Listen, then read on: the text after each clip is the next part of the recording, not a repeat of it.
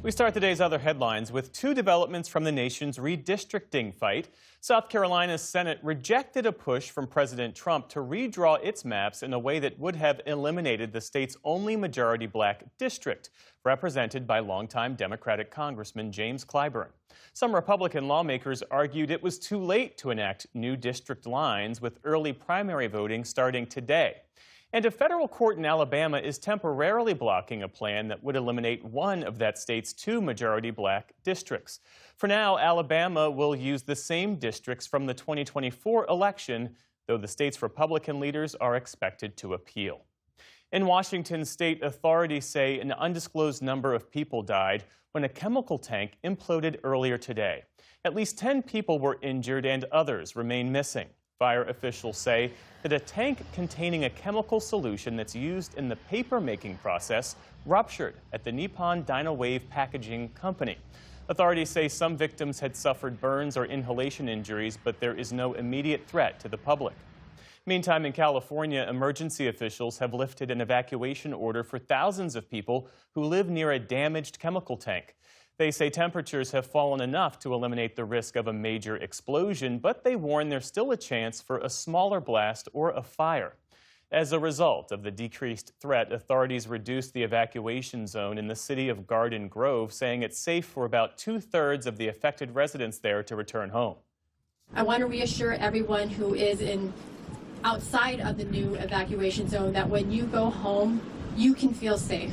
There was no contamination. There were no fumes. There were no vapors that came from this incident. There was no leak. Despite the signs of progress, around 16,000 people are still not allowed to go home. Officials say they'll keep monitoring the air and checking the sewer and storm drains in the coming months for any sign of contamination. Well, there was a flurry of activity from the U.S. Supreme Court today. While there were no major rulings, the justices decided the fate of a handful of cases, including Florida's attempt to sue California and Washington state over commercial licenses for drivers who don't speak English and who entered the U.S. illegally. The justices rejected the long-shot bid, which stems from a crash in Florida last year that killed 3 people. They also sided with the Trump administration in a free speech case involving immigration judges and how they get approval for public speaking engagements. They refused to intervene in a discrimination lawsuit brought by former Miami Dolphins head coach Brian Flores against the NFL. And they declined to hear a bid by Meta to block a Vermont lawsuit accusing the tech company of harming young users. In Western Europe, an early heat wave is shattering records and raising health concerns for millions across the region.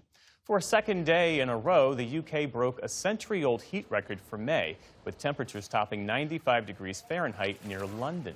Meantime, firefighters in Scotland have been battling a wildfire near Edinburgh. British authorities say at least 4 people have died in drownings that may be connected to the heat. Similar fatalities have been reported in France, which also broke its heat record for May on Monday. Health officials there are warning people to take the heat seriously. You need to protect yourself from these heat waves, even if we're starting to get used to them. Check on vulnerable people around you who might be less likely to think about drinking water. It's a kind of general solidarity needed with this heat wave underway. The unseasonal heat extends to the south as well, with tourists and locals braving high temperatures today in Rome, among other places. The heat there is expected to peak tomorrow before starting to cool off.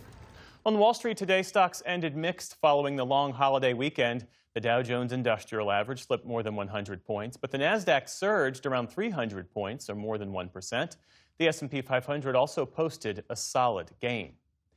And Clarence B. Jones has died. He was a lawyer and organizer during the civil rights movement of the 1960s and a close personal friend of Martin Luther King Jr. That's Jones behind Dr. King in 1963. Jones helped plan the March on Washington that same year and drafted parts of the famous "I Have a Dream" speech. In the first few paragraphs, Jones wrote that the Constitution and Declaration of Independence were a promissory note for future generations to cash in. Words then delivered by Dr. King.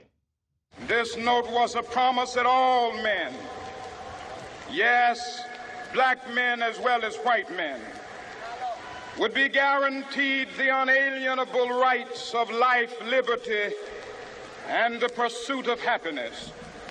Jones was the unsung hero behind a number of landmark civil rights events, which included a pivotal role in sneaking out Dr. King's notes that later became his letter from Birmingham jail. More than a half a century later, in 2024, Jones received the Presidential Medal of Freedom. Clarence B. Jones was 95 years old. Still to come on the News Hour, health workers in Central Africa struggle to slow the Ebola outbreak as officials warn it's outpacing containment efforts. Historian John Meacham joins the News Hour podcast to reflect on 250 years of the United States. And we look back at the remarkable life of the late jazz legend, Sonny Rollins. This is the PBS News Hour from the David M. Rubenstein Studio at WETA in Washington, headquarters of PBS News. Support journalism you trust. Support PBS News.